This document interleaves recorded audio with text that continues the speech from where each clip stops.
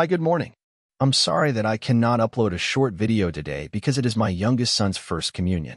I would like to take this time to thank all of you for watching my videos, and hopefully we could make this channel grow in the future. What are your memories during your first communion?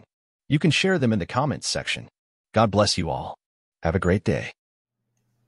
Hello. So, today, pasensya na po, hindi po ako makakapag-upload ng mga videos or actually hindi ako makakapag-upload ng vlog today kasi first communion po ng aking youngest son. So, kayo po ba nung first communion niyo po, ano po ba yung mga memories na naalala niyo po? Okay ba? Anong grade ba kayo na first communion? Kasi ako, naalala ko nung grade 2 pa po ako na karoon ng aking first communion. Kaya napakagandang experience po yon, hindi lang po para sa akin, pati rin po sa mga lahat po ng Catholics na talagang mag-aano po sa kanila or makaka-experience na kanilang first communion sa church. Kaya maraming maraming salamat po sa pagiging. I'll see you guys next week. And let's end again with a simple prayer. In the name of Father, Son, and Spirit. Amen.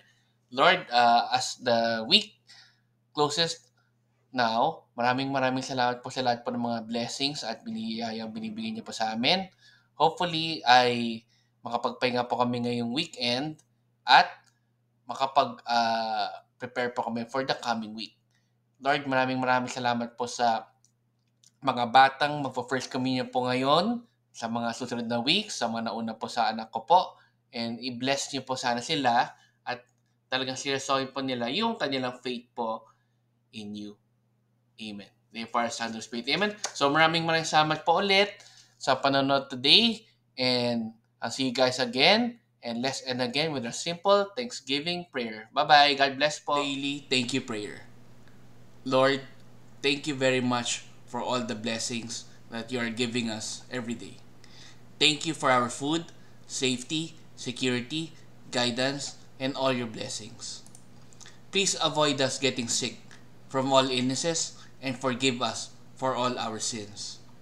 Lord, I pray that all our hopes and dreams will come true in your own time. Again, Lord, thank you for all the blessings that you have given us. Amen.